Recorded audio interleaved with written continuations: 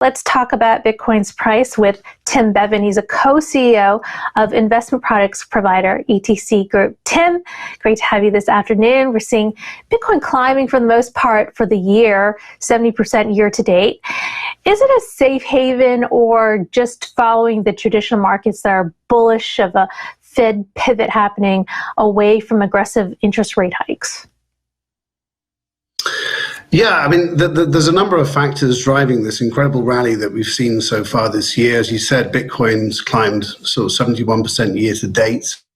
There's an element of it being oversold and some short guys getting knocked out early in Jan. But really, I think most of it's being driven by what we're seeing in the macro environment. The bank failures that we saw over the past month, and the quasi-crisis, albeit a mini-crisis, it seems at the moment in the banking sector, has really driven expectations around interest rates and what the central banks are going to do. It now looks as though central banks will be forced to kind of pare back some of these historically aggressive rate hikes that we've seen, given the risks to the banking system, the risk to a hard landing and recession. Some commentators are saying that the tightening in credit is equivalent to a 150 basis point rise in rates. So the outlook for rates seems to be softening, and with it, we're seeing some decent price action in Bitcoin.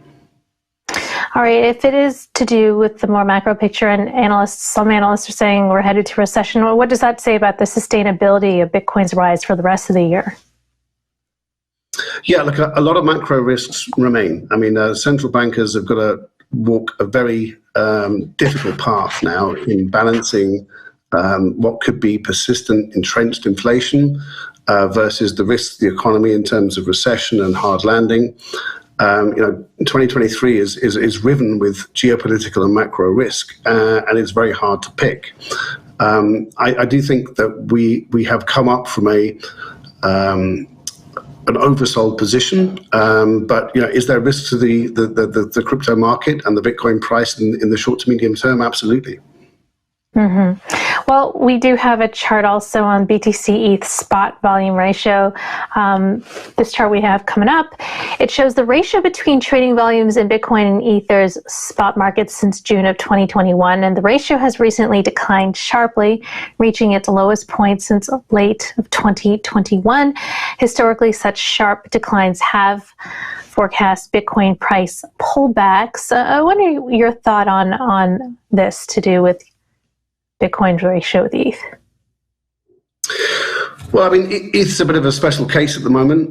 We've got the Shanghai event literally days away, and that is a fairly seismic moment in terms of the evolution of ETH. So, whether historic charts and ratios are relevant at this juncture is questionable, frankly. A lot of people expected a much sharper rally in ETH leading up to the Shanghai event. I think the FTX debacle in Q4 last year has led to a level of sort of mistrust in terms of what's going to happen. So it's don't what you're going to do, show me what you've done. But we've seen a pretty sharp ETH rally in the last week as we're getting to that 12th of April date, and this is actually going to happen. So I think a lot of what's going on in ETH is very event-driven at the moment, and I wouldn't take too much store from sort of historic ratio analysis like this at a particular juncture.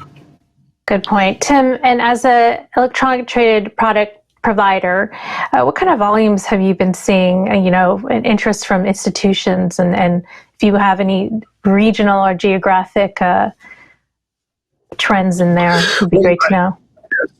Certainly our experience of the last 3 to 4 weeks, over the last month, has been significant inflows into Bitcoin. That there seems to be a much more confidence-driven push into people taking a position. And we've certainly experienced in our product suite in Europe, Bitcoin has been the trade.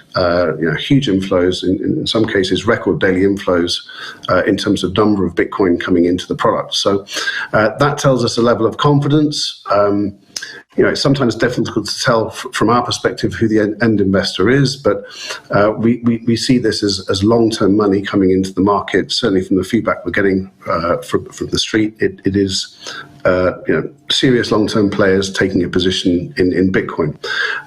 Surprisingly less interest in Ethereum. You'd think that would be the one where the news flow is and the events happening, that there'd be more action around it. But really, people are expressing their confidence through Bitcoin right now. Interesting. All right, Tim. Thanks for your input. That was ETC Group co-CEO Tim Bevan.